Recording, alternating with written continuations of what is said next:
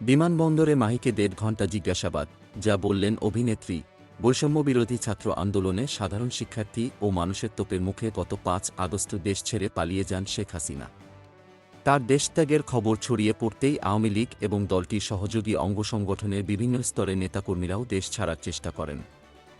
কেউ কেউ আত্মগোপনেও চলে যান।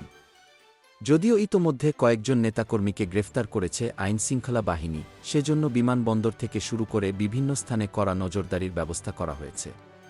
সেই নিরাপত্তা বেষ্টনীর মুখে পড়লেন ঢাকাই সিনেমার চিত্রনায়িকা মাহিয়া মাহি। সেই ধারাবাহিকতায় এবার তাকে জিজ্ঞাসাবাদ করা হয়েছে বিমানবন্দরে।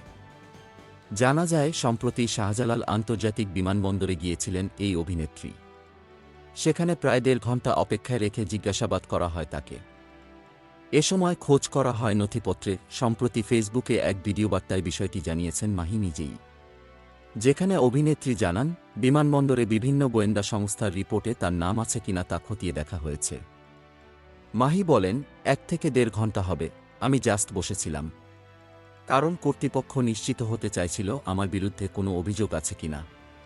ডিজিএফআই, এনএসআই সহ বিভিন্ন গোয়েন্দা সংস্থার রিপোর্ট ভালোভাবে চেক করার পরই ফ্লাই করতে পেরেছি। পুরো বিষয়টিকে ইতিবাচকভাবেই দেখছেন বলে জানিয়েছেন এই অভিনেত্রী। তিনি মনে করেন, দেশের সার্বিক অবস্থা বিবেচনায় করা নিরাপত্তা ব্যবস্থা মন্দ কিছু নয়। মাহিয়া মাহি আওয়ামী লীগের রাজনীতিতে সক্রিয় ছিলেন। দলটির থেকে মনোনয়ন না পেয়ে গত দ্বাদশ সংসদ নির্বাচনে স্বতন্ত্র প্রার্থী হয়ে নির্বাচনে লড়েছেন তিনি। তবে নির্বাচনে জয় লাভ করতে পারেননি। হেরেছেন আওয়ামী লীগের প্রার্থীর বিপক্ষেই। গোলাম মোস্তফা, ডেস্ক রিপোর্ট, বিই নিউজ, ঢাকা।